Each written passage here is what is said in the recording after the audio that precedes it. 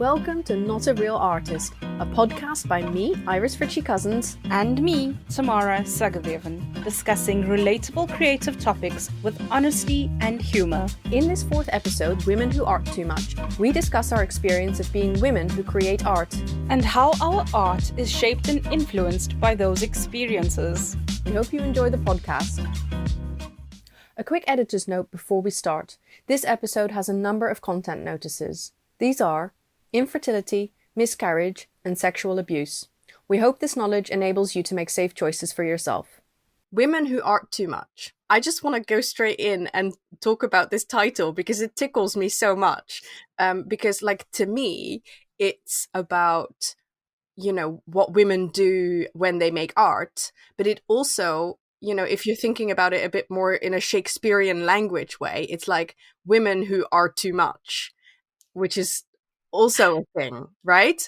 I didn't think of it that way. That's really... Oh, I'm glad I said it then, because to me it was so obvious, and I was like, oh gosh, if I'm going to talk about this, people are going to go oh duh. So I'm glad, you're like my sample size one research, pool. So I'm glad I said it. So tell me what you think.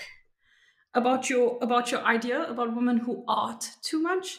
Or well, about either, just about the title and what that means in both contexts. To me, when we worked on the title, I was being a little bit facetious maybe, because there's this book called Women Who Love Too Much, and I don't know whether it's of value or not, but it's been suggested to me so many times by well-meaning, not meaning well people that I just associate it with nonsense. And again, I haven't read the book, so this is a very poor judgment to be making.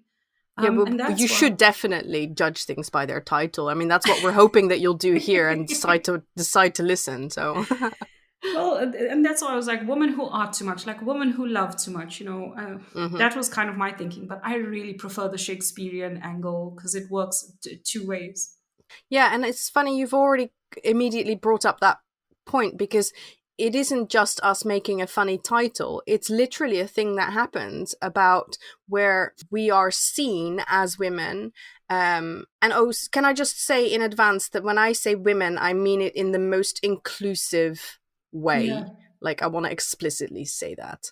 So that there's a thing from outside ourselves, don't love too much, don't be too much, basically. And then there's a thing that echoes that from the inside of oh gosh, it can't be too much, can't make this art, or I don't know, for me, let me talk about it for me personally, because I think that when you look at my art now, it's very kind of raw and out there, and sometimes it's kind of ugly and as well, and it's quirky. And it took me a long time to feel like I was allowed to do that, because it felt like it was too not feminine enough, I guess. Because your art is also quite... it's not feminine either, if I may say that. And how was that a negotiation for you to get to that point, to feel like, okay, you can paint butts and eyeballs and penises and not feel like you have to paint flowers or pretty things or that kind of thing?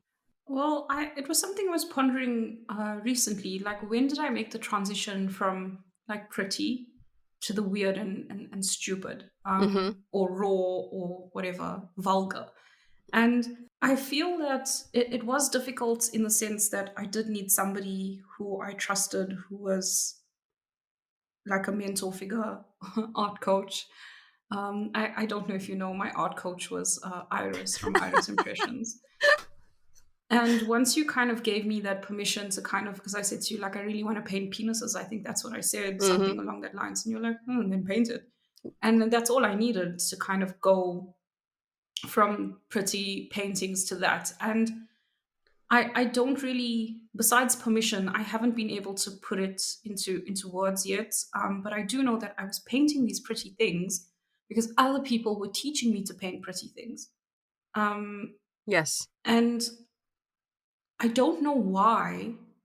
I feel like I know why, but I don't fully know why we're painting, or we're all drawn to these pretty things. I think it's because of the male gaze. I think it's so ingrained into us that we have learned to paint this way. We've learned that women need to paint feminine traits, things like softness, graciousness, and all of these things. And again, I'm not slagging off anybody's art, right? Paint what makes you happy, but also analyze why you're doing it. And I think that's why we're seeing.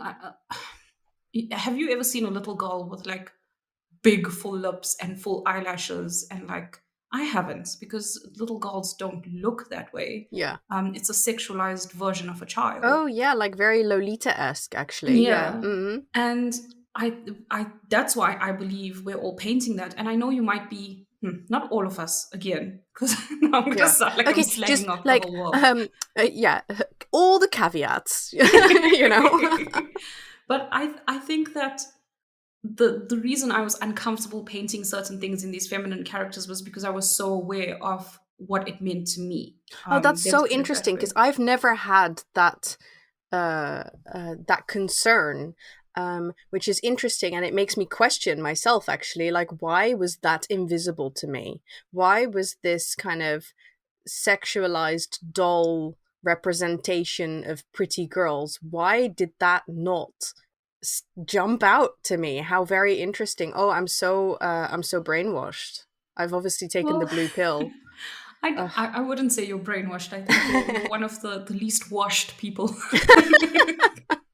Maybe it's because of my experiences, yeah, because of the gender-based violence community that I've been brought up in, or country, whatever. We have one of the worst statistics in the world. But maybe it's also because I have two like nieces that I'm very kind of like hyper aware of how they look and what they wear, because I understand how culture wants them to be.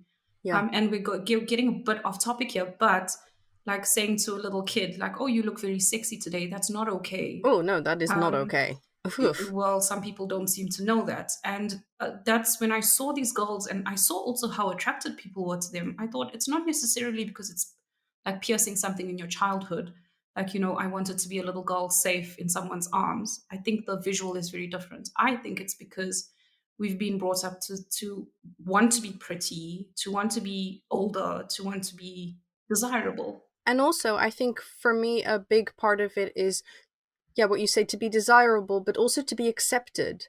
Because I think that making art is hugely vulnerable. It's like you are creating an expression of yourself. Whether you are doing art like what I do, which is raw and emotional, or whether you're not doing that, it's still a very vulnerable expression. I think that wanting to be accepted, wanting to be liked, and I think that is especially a feminine trait, of, you just want people to like you, because I think it feels almost physically painful, at least to me, when I get exposed to people who don't like me or who are critical of me, or things like that, and wanting to avoid that at all costs is something that was basically what my life was built around. So to then say like, oh, well, you can paint anything you want. Well, no, I couldn't paint anything I wanted. I had to paint what would get me liked or not negatively noticed, I guess. What I feel you're saying is, no matter the end product or the end painting, whether it's graphic or not, or beautiful or not, it's still a vulnerable process, yeah? Yes. That's part one. But the second part is, it's much easier to get this acceptance and people to like your work if it looks the way that we all feel it should look: feminine and graceful and pretty and soft. Yeah. Okay. And do you think that it's also because we've been conditioned to believe that these are acceptable things, or pretty things, that we feel also accomplishment when it looks pretty and cute? Yeah, and I wonder how much of that is physical, like what do you call it, like a mental like a thing that is just because our brains are wired to enjoy symmetry, and like, I mean, as in like just a primeval thing, I guess. How much is it nature, and how much is it nurture? How much is it society that tells us, okay, if we see something that looks well put together and pretty and understandable and not scary, it means it's good, and when it's not, then it's bad. And we see it so often, because it reminds me actually of a critique that I often see about villains. how villains, like for example in James Bond films, they have been critiqued by always having something ugly or a disability, and that it's kind of like that this concept of the bad gets conflated with the ugly or the disabled or the kind of like the non norm of, I don't know, smooth skin beauty ideal, or I find that really interesting. It's the same, I would say, in Disney. Yeah, the Yeah, I characters was are just thinking either about Disney. dark. Yes, let's talk about Disney. So the villains are either of darker skin tone, fat. That's also a Queer lovely coded. trope. Definitely queer coded. Ursula is a big good example of all terrible Ursula and skins. Scar. Yeah, I never realized that. No wonder he is so attractive. I have to credit my friend Avery here because they've done a talk on queer coding in Disney. So most of my knowledge of queer coding in Disney comes from my friend Avery's talk. So just like a little Okay. credit there. I'm actually going to write that down because it would be nice to watch some of Scar's, I don't know, clips or excerpts with that knowledge and try and say, yeah, okay, that was definitely correct.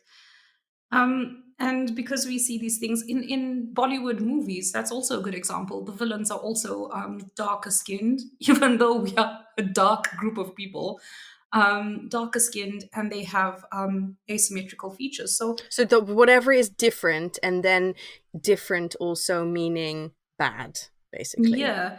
But what's interesting to me, and I don't want to just like make everything about like the Western lens or colonialism and racism and whatever, but unfortunately, a lot of these things are linked. But for me, there are dark characters in we have a long history of art, like in the Indian culture now. Mm-hmm. And they are dark characters are beautiful and they're all different skin colors and not all of them are symmetrical. Yeah, they might have symmetrical heads and hands and shapes and stuff, but it is not the usual standard of beauty that you would see.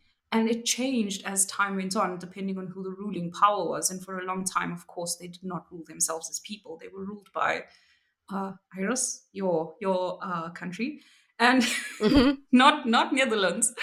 You can cut that out. That sounds so bitter. And it kind of changed with that. So I hear what you're saying. Like maybe there definitely is something that prefers symmetry, and we find it beautiful. But I think that it's been so many like hundreds of years of like brainwashing and fighting Yeah, that you it's can't just been separate them. easier. Yeah, like life is easier for you. This is my experience, right?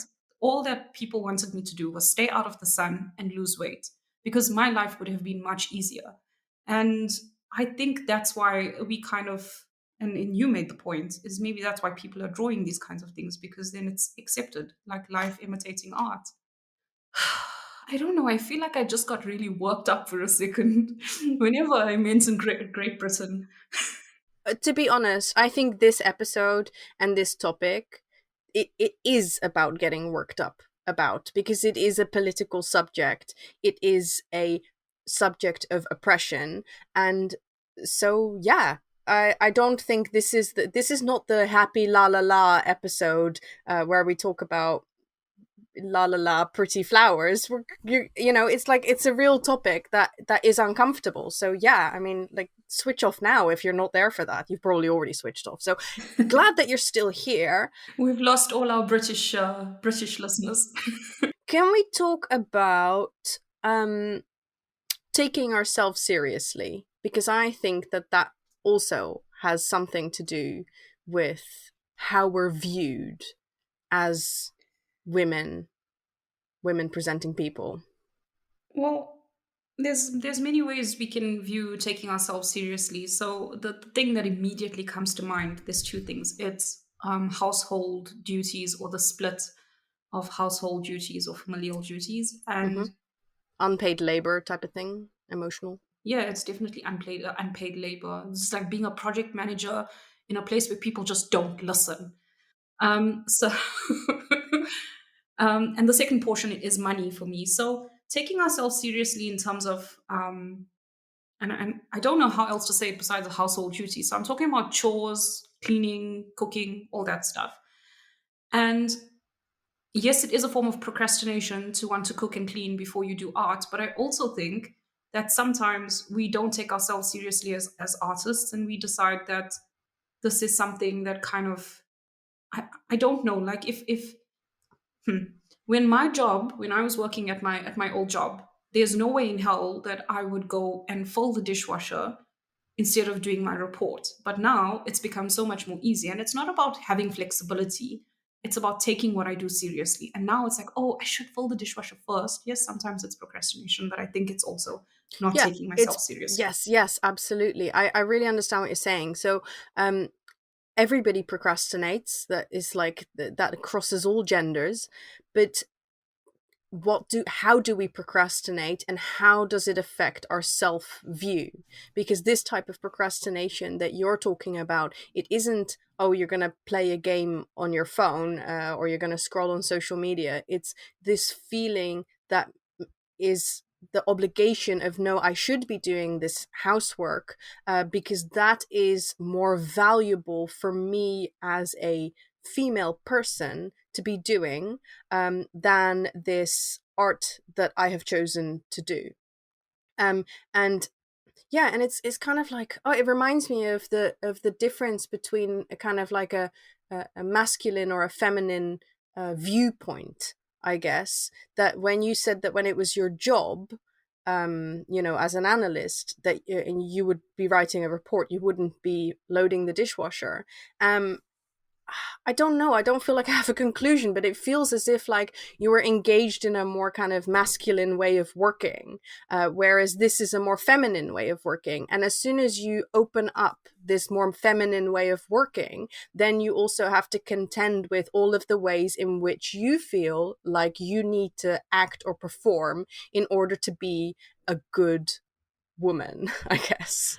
So you blew my mind. Like that's why I was miming blowing my mind. Like poof, I have to make the sound too. I never viewed it like that, but I think it makes sense. Of like before we started speaking, I said I'm a little bit nervous because I feel I only like very recently, and I still don't fully understand, but came into this role of being a woman.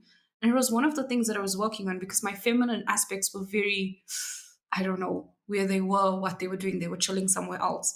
And that's such a cool way to put it, that maybe it's easier for me to also do that because this is a slightly more feminine way of being.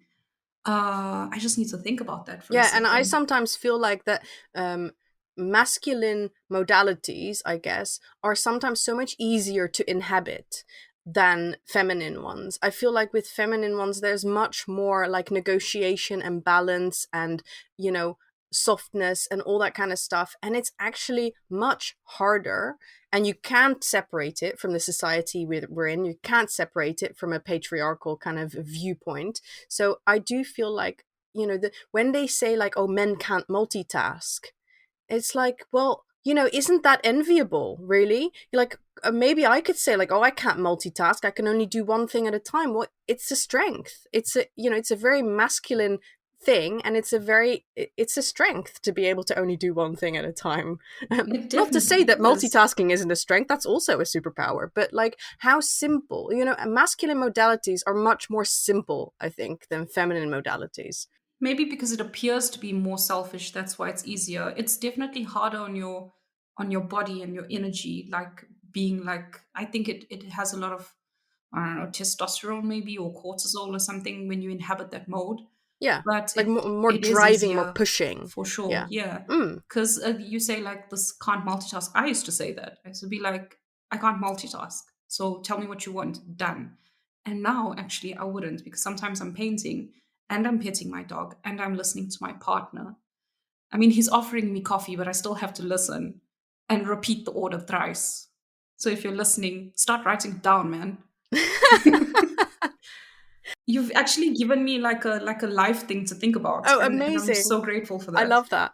So actually, through talking about this, it's made me realize something, and that is that for me, possibly one of the things that makes making art so hard for me, and that makes making my type of art so hard for me, is that I am coming at it from the point of view of being a woman and everything that entails. And actually, that is it's not something I want to switch off. It's not something I want to disavow, because I think that when you make personal art, my art has a lot to do with being a woman.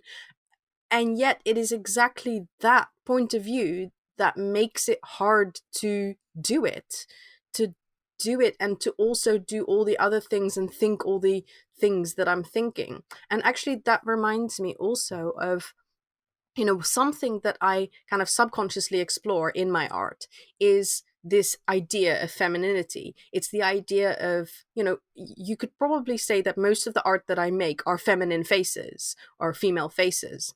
Even when they are quirky, even when they are raw, there's still a femininity about them. But they do raise the question of, does feminine have to be beautiful? Can raw and femininity exist at the same time? Can you have an open screaming mouth?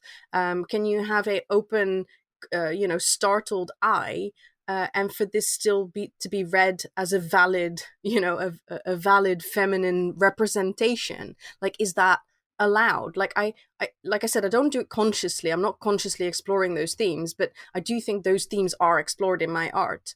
Yeah, I don't want, like you say, like, is it allowed? I think a lot of people might say no, but just by the fact that you're doing it, it is allowed. Oh yeah, exactly. I'm not waiting for permission, luckily. But can I ask you, how do you explore femininity, or the kind of the boundaries, or the crunch points of femininity in your art at all, would you say?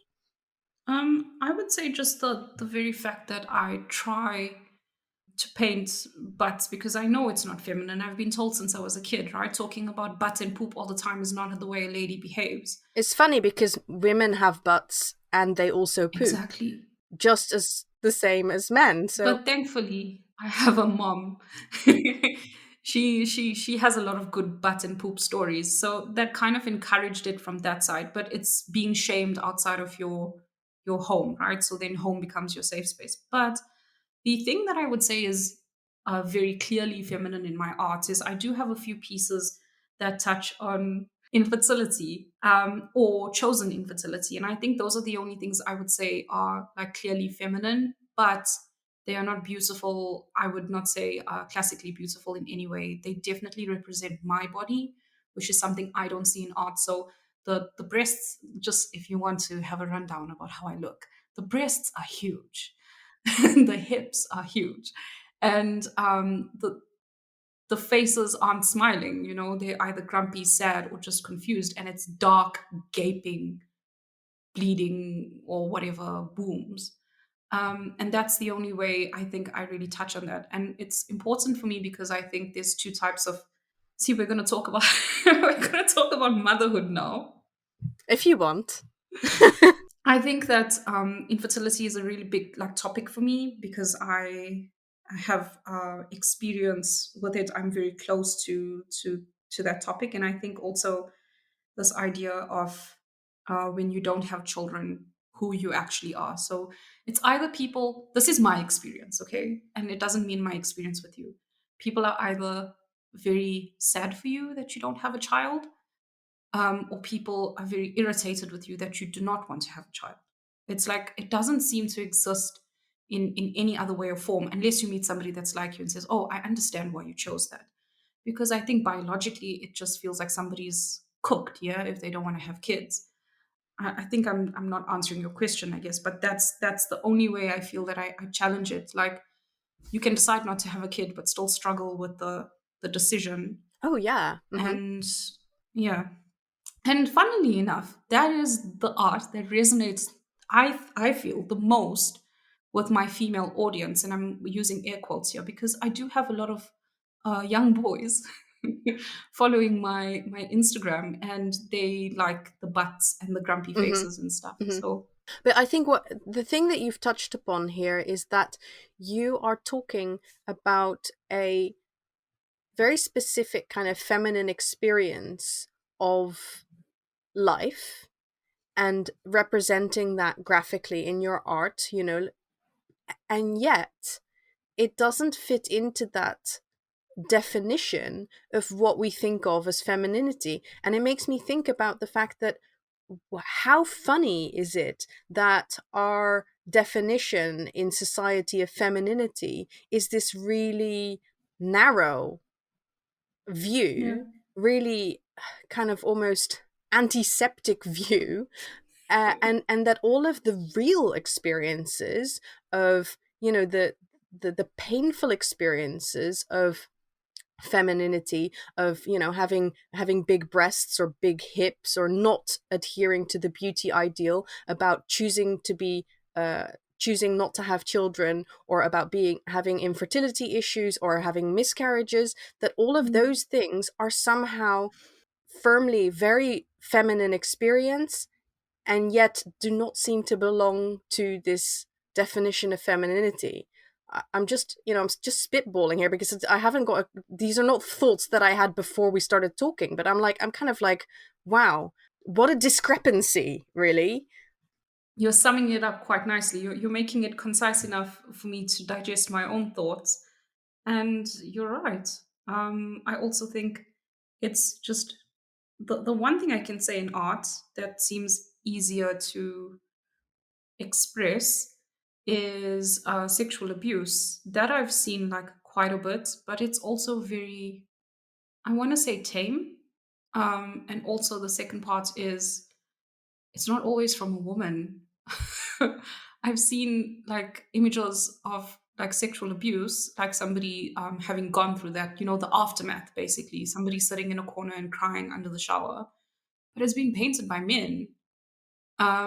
That's kind of my experience. And I'm not saying it's a woman's, it's only for a woman to be sexually abused, but I'm saying that those images is very weird, I think, when it comes from a man, because what he's seen is somebody in a movie scene sitting in the corner of the shower and crying, yeah. And that's why he's representing it as such. But what about? And I'm talking from like our experience of you viewing my art. What about just the little kid that has tape over her mouth and like, yeah. So I don't know. It's a lot to think about. I didn't think we were gonna get. So deep. I yeah, I didn't think we were gonna educate ourselves. I thought we were educated already. Yeah, I kind of feel like this is the most difficult topic that we have tackled so far, but I also feel like I've had the most insights Yeah. myself so far. I haven't just been rehashing the thoughts that already know I have. I've been having new thoughts, which is quite mind blowing. I find it interesting what you said about like how you see a man making art about a subject that you kind of feel like doesn't necessarily belong to him. And I don't know if I agree with you, because I feel like feelings are universal, and I don't think you need to have gone through something to be able to connect to someone's feeling of something. I do definitely think that if you haven't gone through it, then there is always a part of it that you can't touch, and that's a privilege in a way. But I do feel that whatever we see or consume in media, even if we haven't gone through it ourselves, it can always touch a part of ourselves. I hope I'm gonna like do justice to what I'm about to say, but like I think that a man can look at something and experience something in the feminine side of himself. And I also think that a woman can experience something in a more masculine side of herself. So I don't think that we are precluded by our gender from having certain experiences, because I mean, I think gender and the experience of gender is much more fluid anyway than like, okay, well, women experience the world and feelings like this and men experience it like this. I think it's much more kind of like a dialogue. I don't know, don't slate me. Oh no, I hear you, and I also agree with you, and I also have a different view, and it might be because I'm a little bit cynical, but I feel that depictions in movies and TVs about sexual assault and abuse and all of that stuff, number one, is extremely graphic, and it's always against a woman. Like not always, often. And I don't know if it's done to desensitize us against these things that are most definitely going to happen to us. And I'm saying that in a facetious way, or even for men themselves to be desensitized to it. And I feel that when I see these artworks for men, I most definitely am judging because I don't know everybody's history, right? It could have happened, like you said, they could have connected to it in the feminine aspect of themselves, or they could have had somebody that went through it. But I often feel like it's for spectacle. And the reason I say that is this classic image. Like, I've seen so many male artists, and the reason why I saw this was because I was exploring art and sexual abuse, okay? And it's this image of a woman sitting down in a shower with long hair, in the corner, and there's often blood or some type of plasma like running down. And I'm not saying I've never sat in the shower and had a good cry, but I'm saying, dude, I know you've seen that in a movie. And I know that you've all viewed the same thing. And I get that it's your way of expressing it, but maybe it would feel less inauthentic if you showed something different by actually maybe speaking to survivors or finding out more. And what irks me is I feel that they are maybe more free to do it than we are. Oh, that's such a good point. So you're basically saying, like, they can have a voice to express something that doesn't really belong to them, whereas we don't really get that voice. And sure, Yeah. we know that we can take it, but that feels in a way almost like not right either. It you know what? It comes with just so much of shit. And I'm okay. So I'm speaking now from the point of view where I've expressed sexual abuse through my art, and the reaction has been fucked up. And that means strangers that I don't know, that I will never meet, have come to me and they've said, "Thank you so much. I understand what you're feeling, whatever." That's been awesome because that's part of the reason why I do this. Yeah.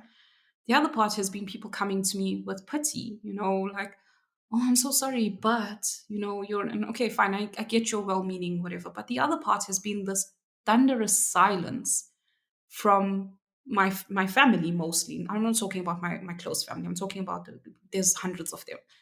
And it's been a shameful experience already when I was a kid. And now it's like compounding shame. And it feels like I'm not allowed to express that because it's it's like, what are you trying to do? What are you trying to say? You had a happy life. You had parents who protected you, blah, blah, blah. And it's like, no, it's no one's fault, but this is what happened. But if somebody tells my story, so my dad telling somebody else, "This is what happened to my kid, and I can't believe it. Watch your kids do this," then it's somehow more acceptable because it's coming from a man. If my brother tells the story, it's different. But when I tell the story, it's kind of like, oh no, and people just want to like run away from it. And I feel that somehow, and I don't know how, it's just easier for men to talk about our experiences of abuse than we can. And then when we talk about it, it's a natural fucking reaction for you to sometimes for your voice to tremble or for tears to fill up in your eyes.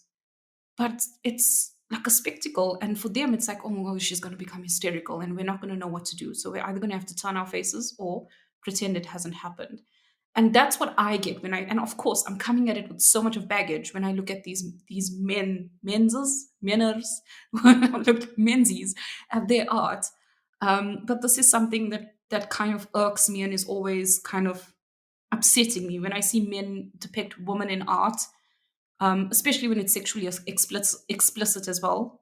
I don't understand why they have a right to show someone with their legs splayed and whatever. And I'm not saying they shouldn't, but I'm saying what is different that they can do that. It's acceptable for them to paint 1,000 prostitutes.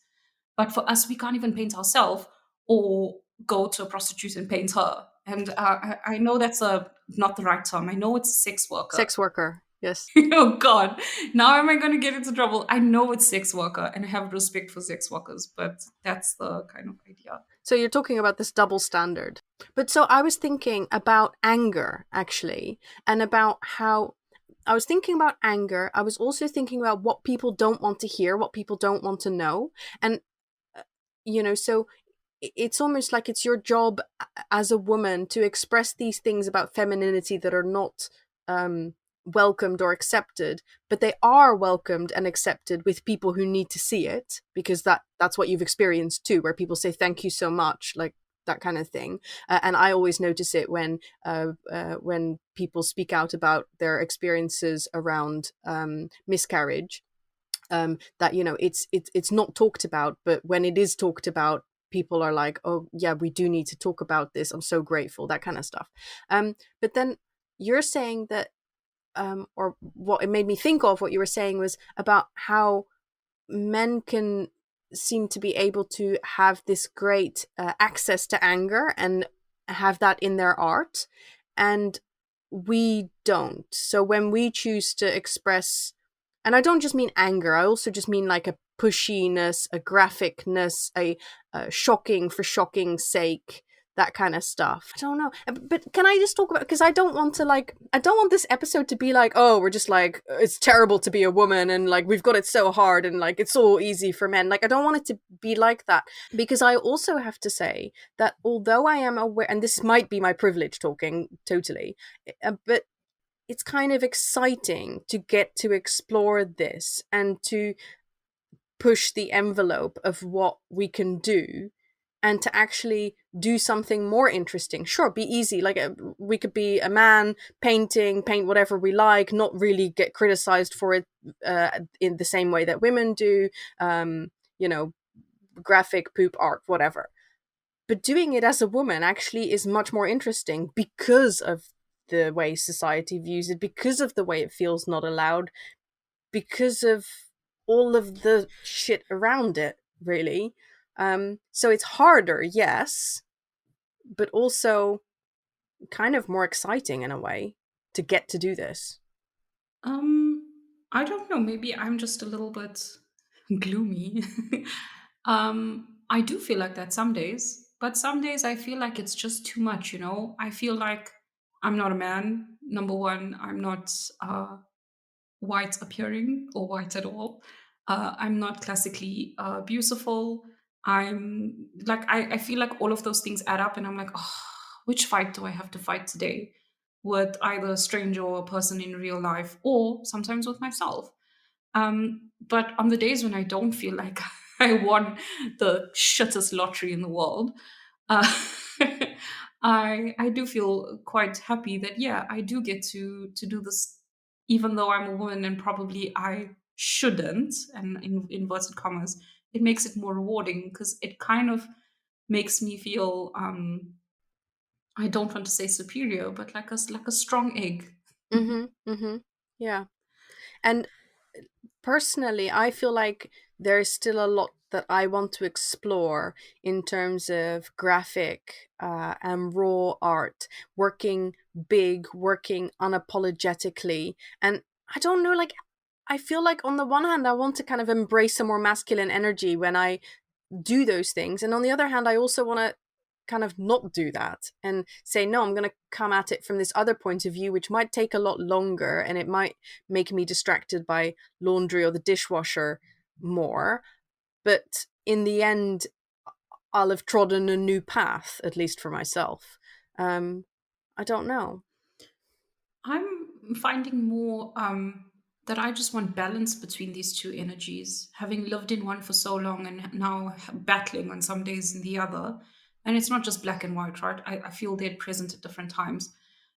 There is an icon in Hindu religion where it's a god that's half Shiva and half Parvati, and it's just a balance of feminine and masculine.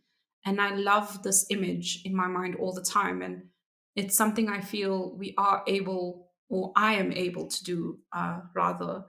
And the days when I have my best days is when I feel like my energy is balanced. So I have a to do list and I'm checking off things, which I think is quite masculine. And then the second part is, oh, but I haven't done that. But it's okay to stop and just like be in the flow, you know, like this kind of water kind of feeling. And maybe that's the way I would like to forge myself forward. But what happens is I'm not there yet. I get trapped in certain ones. I think I'm definitely a little bit more masculine this week, especially based on the way that I'm talking to you now. And I've been talking to other people. I'm quite aggressive this week. But yeah, that's kind of how I would like to do it, because as you said before, it's not just about gender. Yeah, it's to me, I don't know if you said it is an energy, but to me, it definitely is an energy. We all have You did say we have masculine and feminine within us. I don't know why my chest feels so heavy though when talking about this. It's just that's why I keep on. And I don't know. It's gonna sound like I have asthma to the person who's listening, but yeah, I don't know. I think it's not an easy subject, and to me, it actually brings up more fear about what people will think than anything else that we've discussed. I feel much more open and vulnerable when I talk about gender and when I talk about oppression than when I'm talking about, creative habits or how to find inspiration or those things. Sure, people might disagree or have a different view, but they don't feel like they don't feel heavy. They just feel like, okay, well, if somebody disagrees, that's fine. But and in this case, again, if somebody disagrees, that's fine. But I'm much more scared of people being angry with me, I guess, for my opinions. People's anger doesn't scare me when it comes to, like, I call that color orange and you call it red. Like, I don't care. But when it comes to these kind of things, I feel like I have a lot more fear about speaking out as a woman, talking about this kind of stuff.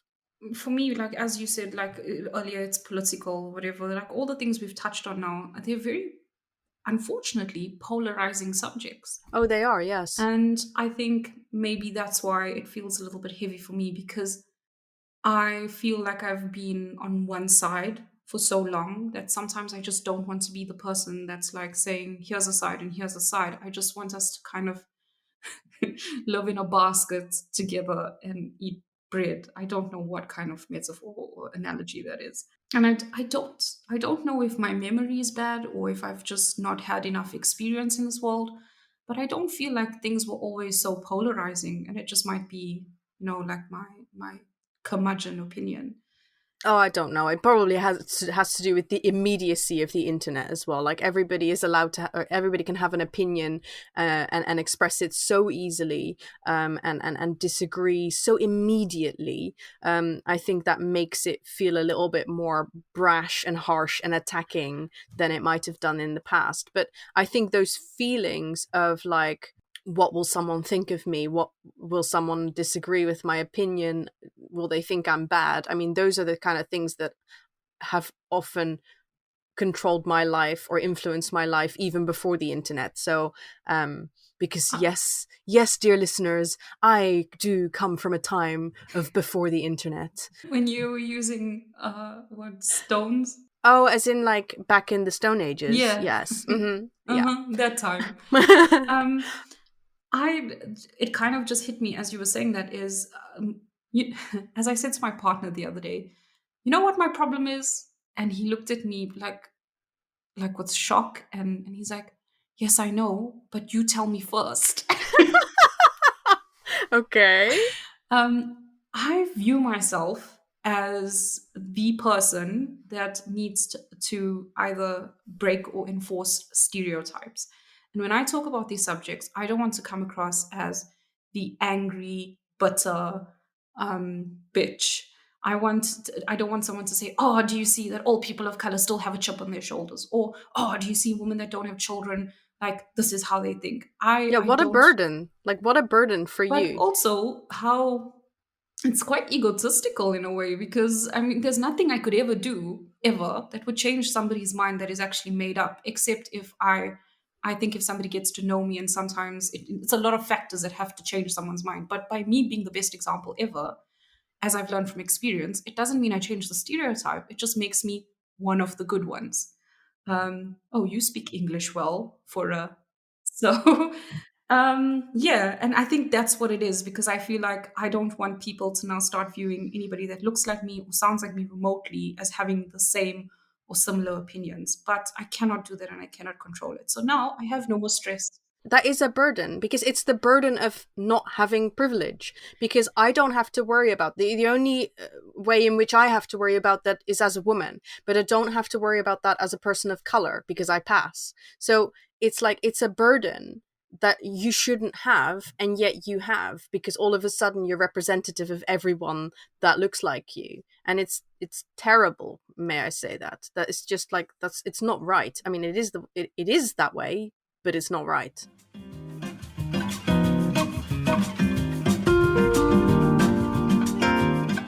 about eating noodles with a spoon? Well, eating noodles with a spoon is just practically very hard. I don't have a moral opinion about it. It's just, you know. I've seen you eat noodles with a spoon, yeah? Or am I mistaking you for somebody else? Okay, so when you see in my vlogs, okay, let's move into the light-hearted portion of this podcast. When you see my noodles in my vlog, there will be a spoon in the bowl, and the spoon is for eating the soup. Oh, okay. The chopsticks are for eating the noodles. However, I also just put the bowl to my face and slurp the soup. So, I don't know. Like, if you're going to judge me for anything in this podcast, let it be the way that I eat my noodles. When I first said that to you and you were like, what's wrong with eating noodles with a spoon? I was just like, oh, okay. And I said to my partner, No. I definitely think you shouldn't eat noodles with a spoon. I'm just saying that, like, if you do choose to do that, it's a little bit foolish because it is very hard to eat noodles with a spoon. Well, I will have you know that my partner eats noodles with a spoon. He eats all pasta with a spoon. So maybe it's not as hard as you think it is, Iris. Oh, maybe. Well, he is obviously a very skilled individual. No, well, he's a man, so surely he's better at everything. Okay. Oh, excellent. So how do we wrap up this podcast? I don't know, except saying I have a suggestion for anybody that wants to be a dirty feminist. If somebody wants to explore like topics about womanhood and art specifically, that Guerrilla Girls is an awesome kind of movement to not get involved in, but just explore. Okay, Guerrilla Girls. Yeah, so gorilla as in not...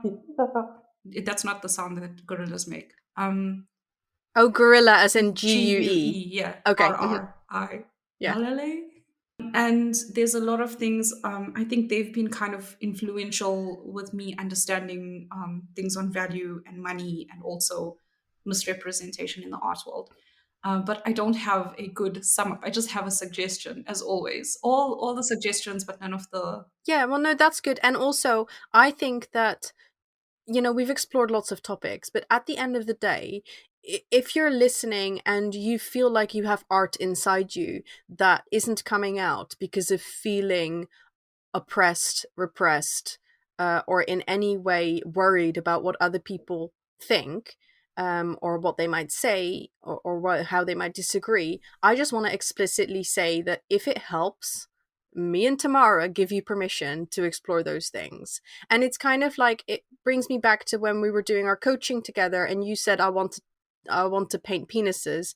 And I said, yeah, well, if you want to paint penises, then you should. It's the kind of the luck of encountering someone who doesn't give you the reaction that you think they're going to give you. They're not going to go like, oh, no, the world doesn't want that. No, don't do that. Oh, just, you can do that, but maybe don't post it on the internet, or you can do that, but don't tell anybody about it. Or maybe just like, best of all, don't do it at all. No, actually, if you want to paint something, then paint it.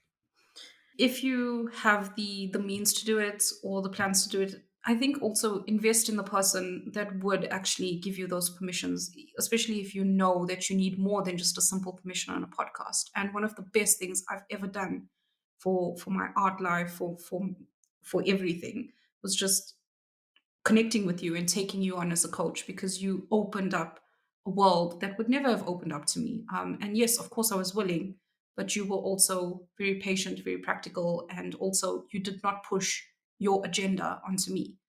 And if anybody feels like they need such services, www.com. Oh, this is so embarrassing. Like, it's like hashtag not sponsored. I mean, you're all gonna think that I like gave her this script and said, I'm blackmailing her, obviously. Like, you need to say this, otherwise I'm going to expose your penis paintings. Okay, Iris, so now that I said it, can you just let me go?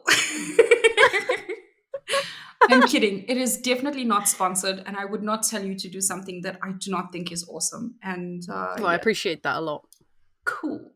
And mostly I'm happy that it allowed you to make the art that you wanted to make? Because I think, just bringing it back to art, like I have so much art still inside me, and I'm sure you do too, and it's art that I can't quite reach yet, but it's conversations like these that make me, and seeing other artists, female artists specifically, being brave and putting out that art that does look not adhering to that beauty ideal or whatever, and that is more expressive and more dark, and that shows another side of femininity and another side of the things that we experience and that we need to express and that we need to see expressed because we need to see the examples.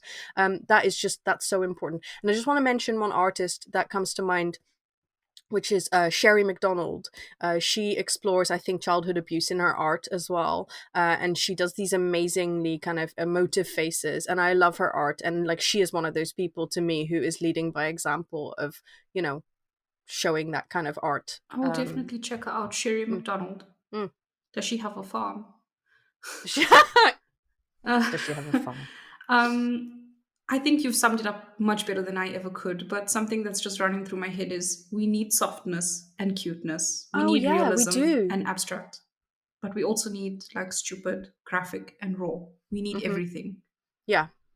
Yeah, we need everything. And we need everyone to feel free to do that. To do everything or do what you want. Yeah, exactly. So that if somebody is painting pretty girls and flowers and birds and whatever, that is because they choose to, not because they feel like they have to. And we all said amen.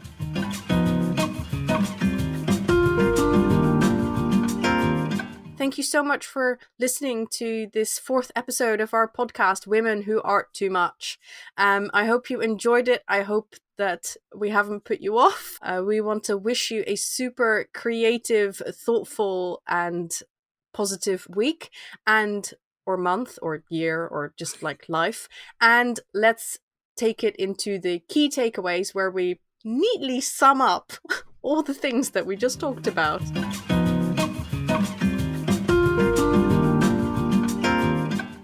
Number 1. As women, we often get the implicit or explicit message that we are too much, like too loud, too fat, too angry, too hairy. Carrying this with us permeates what we do and how we perceive ourselves, including our art or our potential art. Number 2. Women often paint pretty subjects. Why is that? Is it a choice or a feeling of obligation to fulfill a feminine beauty ideal? Number 3. Paint what makes you happy, but also analyze why you're doing it. Number 4. Making art, whether pretty, raw, or anything else, is vulnerable, and it's natural to worry about people's response to it. Number 5. The concept of badness often gets conflated with ugliness, which adds a further barrier to exploring ugly art, or a sense of shame when our art is accidentally ugly. Number 6. How society views the value of our labor and specifically focuses on unpaid domestic labor as the domain of women can influence how seriously we take ourselves. Prioritize making art over loading the dishwasher. Number 7.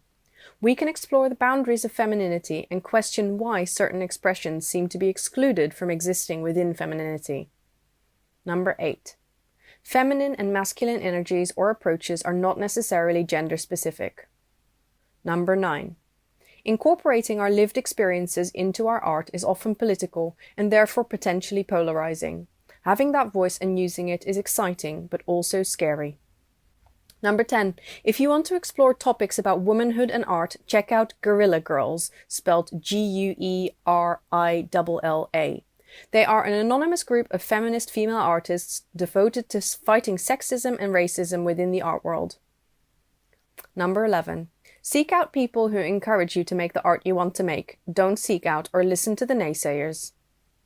And finally, number 12. We need softness and cuteness, but we also need stupid and graphic and raw, and we need everyone to feel free to make the art they want.